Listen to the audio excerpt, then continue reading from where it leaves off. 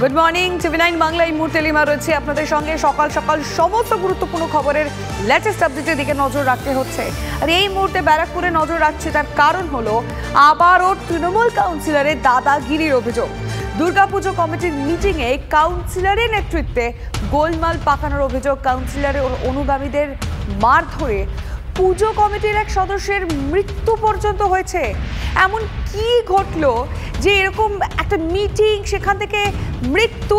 কাউন্সিলরের এই দাদাগিরির পিছনের কারণটাই বা কি? সমস্ত ডিটেল নিয়ে আমাদের প্রতিনিধি অনন্ত চট্টোপাধ্যায় সরাসরি রয়েছেন। অনন্ত, ঠিক কি ঘটেছিল সেই সময়?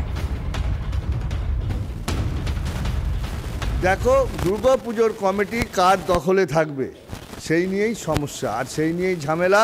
আর সেই ঝামেলার সূত্রপাত থেকেই পড়ে গিয়ে মৃত্যু পার্থ চৌধুরী। অর্থাৎ পার্থ চৌধুরী যখন আসছিলেন তখন মিটিংয়ের ঝামেলা ব্যাপক আকার নিয়েছিল।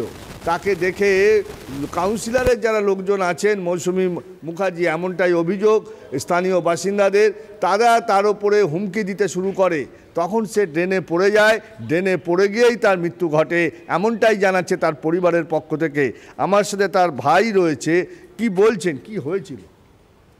কালকে দুর্গাপুজোর ওখানে মিটিং চলছিল, খুব মিটিংয়ে প্রচণ্ড ঝামেলা হচ্ছিল।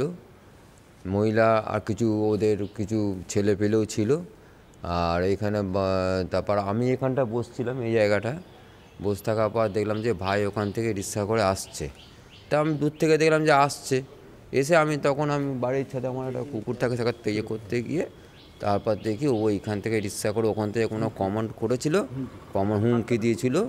কমান্ড করে তারপর ওটা নিতে পারিনি, তারপর ওই ড্রেনের সামনে হুমড়ি খেয়ে পড়ে যায় ওই ট্রেনটার সামনে। তারপর আমি সঙ্গে সঙ্গে তুলে, আরও 2-4 জন আমার সঙ্গে ছেলে ছিল, তারা সঙ্গে সঙ্গে তুলে আমরা বিএন বসে হাসপাতালে নিয়ে যাই। সেখানে গিয়ে ডাক্তার দেখে যে মৃত বলে। এই পুজো নিয়ে এই ঝামেলা যে এরকম ঘটনা ঘটলো, কি হবে? পুজো নিয়ে এই ঘটনাতে অনেক এরা করছিল পুজোটা, ছোটোখাটো পুজো, পার্থদের আমাদের এই পাড়ার কিছু মহিলারা পুজোটা করছিল। ওরা তারপর এসে কালকে খুব চাপ সৃষ্টি করে যে আমরা পুজো করব, এই নিয়ে খুব ওদের লোকজন অনেক বেশি ছিল। পুজো কে করবে পুজো? এখন কি হবে পুজো? এখন কী হবে সেটা তো আমরা বলতে পারছি না, এটা আমার বলার মতো আমি সেটা বলতে পারবো না। কি হলো যে যার থেকে এত বড় ঘটনা ঘটে গেল? হলো বলতে যে এরা পুজোটা, কারা? কাউন্সিলর নয়, এরা পুজোটা এরা নিজেরাই করছিল 2 বছর ধরে। পার্থ চৌধুরী এবং তার পার্থ চৌধুরী পুজোর মধ্যে ছিল না, ও বাইরে থেকে ওদের সমর্থন করেছিল, চাঁদা তোলা বলুন, বিভিন্ন অ্যাড নিয়ে দেওয়া বলুন, তাদের সুপরামর্শ দেওয়া বলুন। এবং এরা পার্থ চৌধুরীর স্ত্রী এবং আরও কয়েকজন সৎ মহিলা অনেস্টলিভাবে পুজোটা করেছে। সমস্যাটা হচ্ছে যে অ্যাকচুয়ালি যেটা হয়, পুজোর প্রতি ওলকালকার সার্বজনীন দুর্গোৎসব পুজোর প্রতি প্রত্যেকটা মানুষের একটা আলাদা আকর্ষণ থাকে যে পুজোটা করব। এটা আমাদের এখানে একটা বারোয়ারি পুজো, সার্বজনীন পুজো, সেখানে মানুষটা চায় যে আসুক। তো এই পুজোকে কেন্দ্র করে বহুবারই এরকম গণ্ডগোল হয়েছে, ছোটোখাটো গণ্ডগোল হয়েছে। কালকের ঘটনা এত বাড়তে পারলো? কালকের ঘটনাটা যেটা বেড়েছে সেটা কমিটি থাকবে। হ্যাঁ, সেটা তো অবশ্যই কারাতে কমিটি থাকবেন, কমিটি কারাতে থাকবে, এটা থেকে অবশ্যই কথা যে দাবি করছিল। এটা এখানকার 12 নম্বর, এটা 10 নম্বর ওয়ার্ড, এটা ওপারটা 12 নম্বর ওয়ার্ডের। আমি আসছি তোমার সঙ্গে আবারও কথা বলবো। এই মুহূর্তে বিজেপি নেতা শ্রমিক ভট্টাচার্যের সঙ্গে আমরা যোগাযোগ করেছি। শ্রমিক বাবু, আপনাকে টিভি9 বাংলায় স্বাগত জানাচ্ছি, সুপ্রভাত। এই মুহূর্তে আমরা ব্যারাকপুরের দিকে নজর রেখেছি, কাউন্সিলরের দাদাগিরি কোন পর্যায়ে পৌঁছেছে, যে পুজোর দায়িত্ব কে নেবে, কোন কমিটির দায়িত্ব নেবে, তা নিয়ে এমন দাদাগিরি শুরু হলো যে এক কমিটির সদস্যের মৃত্যু পর্যন্ত হয়ে গেল। কি বলবেন আপনি? দেখুন, এই মুহূর্তে দেখবেন তৃণমূল কংগ্রেসের কাউন্সিলরদের প্রত্যেকের বড় বড় পুজো হচ্ছে। এটা এক ধরনের স্ট্যাটাস সিম্বল নয়, এটা রোজগারের বন্দোবস্ত। ওই ব্যারাকপুরেরই একটি দুর্গাপুজোর ব্যাক কভার পেজের অ্যাডভার্টাইজমেন্টের রেট হচ্ছে 10 লক্ষ টাকা। আজ পর্যন্ত কেউ কোনোদিন শুনেছেন? 10 লক্ষ টাকা হচ্ছে রেট, আর কোয়ার্টার পেজের রেট হচ্ছে 1 লক্ষ টাকা। সুভিনির এগুলো কিছুই নয়, এগুলো পরিকল্পিত লুট। বিভিন্ন কন্ট্রাক্টরের কাছ থেকে টাকা পুজো ফান্ডের মধ্যে দিয়ে পর্যন্ত কালেক্ট করা হচ্ছে। এটা এক ধরনের রোজগার, এক ধরনের দখলদারি। আর স্বাভাবিকভাবেই সেই পুজোর দখল নিতে গিয়ে একে অন্যকে মারামারি করছে। পশ্চিমবঙ্গে খুন বা পিটিয়ে মেরে ফেলা, জীবন্ত পুড়িয়ে মারা, এগুলো আর কোনো বিচ্ছিন্ন ঘটনা নয়। এই মুহূর্তে লনেসনেস একটা চরম পর্যায়ে গিয়ে পৌঁছেছে, total breakdown of constitutional machinery. আমরা বারবার বলছি, the custodian of the constitution he should intervene immediately, otherwise this state cannot survive.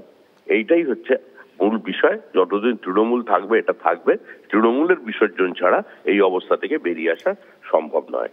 আপনাকে অনেক ধন্যবাদ শ্রমিক ভট্টাচার্য, বিজেপির সাংসদের সঙ্গে আমরা কথা বললাম। তবে এই মুহূর্তে আপনাদেরকে আমরা শোনাতে চাইবো কাউন্সিলর ঠিক কি বলছেন, যে কাউন্সিলরের দিদিগিরির কথা এতক্ষণ ধরে বলা হচ্ছিল, ঠিক কি তিনি কি বলেছেন এবং পৌরসভার চেয়ারম্যান তারই বাকি বক্তব্য। মৃত্যুটা মনে হয় হসপিটালে এসে যা শুনলাম উনি স্ট্রোক হয়ে মারা গেছেন। এটা কোনো ধাক্কাধাক্কি, বডিতে কোনো টাচ ফাচ কিচ্ছু, সমস্ত ভিত্তিহীন। আমি ছেলেটা স্পটে, আমি অভিযোগ তো দেবেই দাদা। দেখুন আপনাকে আপনার ওয়ার্ডের লোকরাই ভোট দিয়ে জিতেছে, আপনার নামে অভিযোগ। হ্যাঁ দেবে, আমার ওয়ার্ডে ওনারা না, আমার ওয়ার্ডে ওরা না। যেহেতু 10 নম্বর ওয়ার্ডে ওনার বাড়ি, ওই ছেলেটা আমাদের ক্লাব যেটা তার 2টো বাড়ি পরেই ওর বাড়ি। যেহেতু আমি গিয়ে এখন দাঁড়িয়েছি, বসে আছি, আমাকে এরা প্রেসিডেন্ট বানাবে বলে এইসব করে আমাকে নিয়ে গেছে, চলো কাকিমা বসবে, চলো বসেছি। জানি না, হয়তো ভেতরে কিছু রাগ ছিল, বলতে পারবো না। এই ছেলেটা মারা গেছে, এ মিটিংয়ে উপস্থিত ছিল না, এ বাইরেই ছিল। তারপরে ওর মায়ের বক্তব্য যেটা, ওখানে কিছু ছেলে ওকে ধাক্কাধাক্কি করেছে, টেনশনে স্ট্রোক করে গেছে। আমি আরেকবার আমাদের প্রতিনিধি অনন্ত চট্টোপাধ্যায়ের সঙ্গে কথা বলতে চাইবো। অনন্ত, যে কাউন্সিলরের বিরুদ্ধে এই অভিযোগ, যে কাউন্সিলরের এই দিদিগিরির অভিযোগ সামনে আসছে, তিনি বলছেন যে তাকে সেখানে দেখেনি এবং তার সমস্যা অন্য, মানে তার সঙ্গে কেউ ধাক্কাধাক্কি তো দূরের কথা, কেউ তাকে টাচ পর্যন্ত করেননি। মানে এরপরে তারা কি বলবে? দেখো, প্রত্যক্ষদর্শী তার ভাইয়ের বক্তব্য শুনলাম। সে যখন রিক্সা করে আসছিল তখন তাকে হুমকি দেওয়া হয়, আর তাতেই তার প্যানিক হয়ে যায় এবং তখন সে রিক্সা থেকে নামতে গিয়ে পড়ে যায় ড্রেনের মধ্যে। তারপরে যে সবচেয়ে বড় ব্যাপার, যে সে পড়ে গেছে, তখন তার বাড়ির যে যারা ক্লাবের সদস্য তাদেরকে আটকে রেখেছে। কাউন্সিলর বলছে আগে কমিটি করবে, তারপরে এই যে কমিটির দখল, এই দখল যে এতটা জায়গায়, এতটা বড় জায়গায় পৌঁছে যাবে, এটা ভেবেই উঠতে পারছে না এলাকার বাসিন্দারা। দেখো, আমি তার মায়ের সামনে রয়েছি, মা কাল রাতে ঘুমায়নি, চোখের জল কাঁদতে কাঁদতে শুকিয়ে গেছে। কি হয়েছে মাকে একটু জিজ্ঞাসা করি, কি হয়েছে, কি হলো, কি বলেন তো? আমি কিচ্ছু বলতে পারবো না। পার্থ কখন বেরিয়েছিল, ক্লাবের সাথে কতটা যুক্ত ছিল? ক্লাবের সাথে যুক্ত ছিল, ক্লাবের ওই পাশ দিয়ে আসছিল, কতগুলো মেয়ে ওকে হুমকি দিয়েছিল। কি দিয়েছে হুমকি? বলছে সব নাটক করছে, ওর কিচ্ছু হয়নি, নাটক করছে, ওকে এখানে পুঁতে রাখবে। পার্থকে। কারা? ওরাই। কেন, কি করেছে পার্থ? কি জানি, ও ক্লাবের থেকে আছে তাই। কমিটি দখল নেন জন্য কি করার? বেশ, বুঝতে পারছি অনন্ত, কথা বলো বা কথা বলার মতো পরিস্থিতিতেও এমনি নেই। মৃতের মায়ের সঙ্গে অনন্ত কথা বলছিলেন এবং পরিবারের তরফ থেকে যে অভিযোগ সামনে আসছে এবং প্রত্যক্ষদর্শী তার ভাই তিনিও জানালেন যে সেই মুহূর্তে কি ঘটেছিল, কিন্তু অভিযুক্ত কাউন্সিলর তিনি সমস্ত অভিযোগ অস্বীকার করছেন।